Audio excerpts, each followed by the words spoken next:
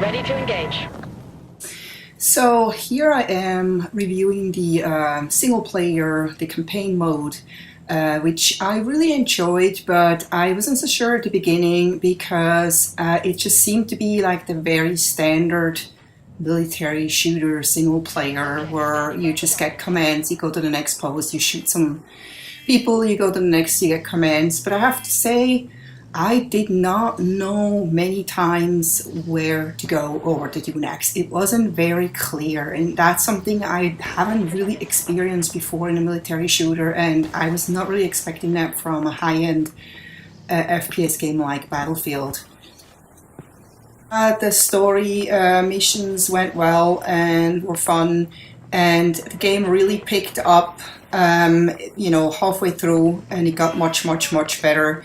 And less of the typical military shooter, and more of the feeling like you're actually already playing the multiplayer.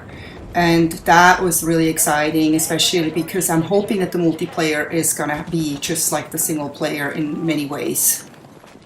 What's very typical are those crates where you can pick up weapons, you can upgrade your weapons, and that reminded me a little bit on Splinter Cell, where once in a while find one of those crates and you can change your weapon, you can upgrade your weapon, you can also refill your ammo.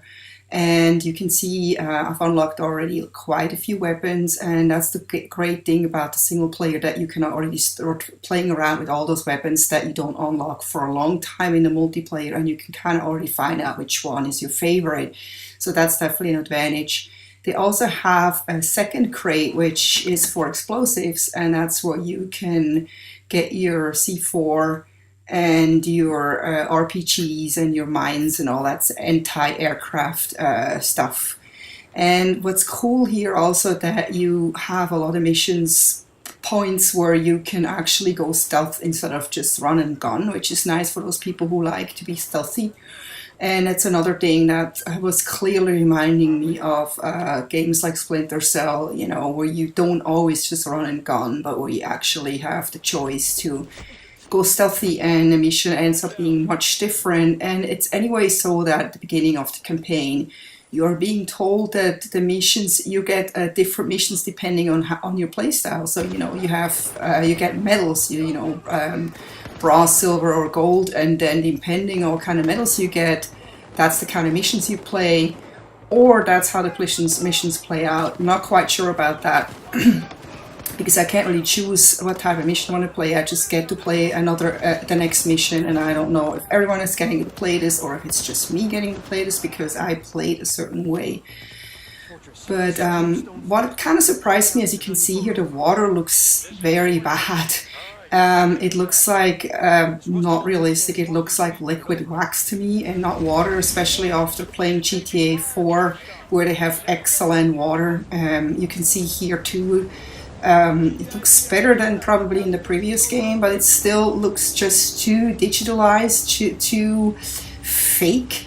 And it's funny, they keep saying that it's the Xbox 360 doesn't have its good graphics as the Xbox One, but if GTA can do it, why can Battlefield or why DICE can get better water? But anyway.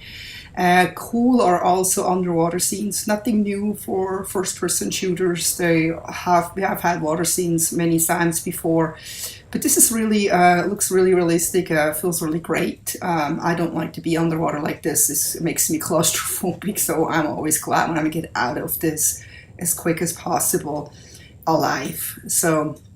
But those are always cool scenes anyway. It makes it more actiony. And then what you definitely can try out before you play the multiplayer and really get a feeling for it is like how to take tanks down, and that feels just like in the multiplayer to me. And when I played the beta, I didn't really know exactly how the tanks, because they were feeling different. Even getting out of the tank, you have to like press and hold the X button instead of just click tap it.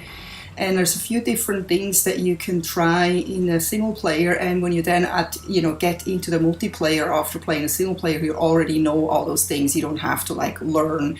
It's better to learn that in a single player than start like finding those things out in a multiplayer and getting killed a bunch of times because you don't know. So you can see here is like practicing how to take a tank down with C4. That's great. I mean, that's something that I have not really, I did not really expect for the single player, but it gives me like a way to say, oh, okay, so it's gonna be still the same in this game as it was in the last time. It feels great. Also how to take a heli down with a javelin. So that seems a little different because I couldn't really figure it out. The heli didn't really go down the first time. This is like the second time I played and I held the button a little longer, but for some reason it wasn't the first kill. And then cool is also how you have this infrared camera that you can basically tag all the enemies in front of you before you even attempt to take them down. You can then also, you see them like on the map, you see them in front of you, they can't even be behind things and you know they're right there, and then you can order your squad to attack them. And I didn't think that ordering the squad works as well, because a lot of times I have to take on the enemies myself anyway. But sometimes they do a good job and they take down an enemy for me. So, but at the end, it's you that has to have fun, and you don't want your squad to do all the work, or you have nothing to do, right? So RPGs, not much different from the first game, maybe not as powerful, I'm not sure, but same thing here. I'm going to see, if I should need C4, but I think there's no more vehicles in front of me. And this is really cool. I'm really, really pleased to see that there's another snow map, because I love snow maps. Being from Switzerland, I can never get enough of mountains and snow. So I hope that's going to be in the multiplayer. And here you can see putting down mines, one of my favorite things. Still exists in this game, but the mines now, when you put them down on concrete, they actually sound realistic. And you can actually hear how the metal hits the concrete when you put them down. So sound seems to be better in this game for sure. This is one of those scenes where I felt like much more fun. It wasn't a typical military shooter. It was more like an adventure kind of game, where you're not even with a military crew, you're with just some friends trying to get through this part. And I had a lot of fun in this. So if games are like that, then that's fun. You also learn how to take down boats. That's new in Battlefield 4. Definitely a lot of fun. So I don't want to put any more clips into this video because I don't want to spoil anything for people who haven't played the campaign yet. But I definitely highly recommend playing the campaign first, because you get a really good feeling about what Battlefield 4 is all about.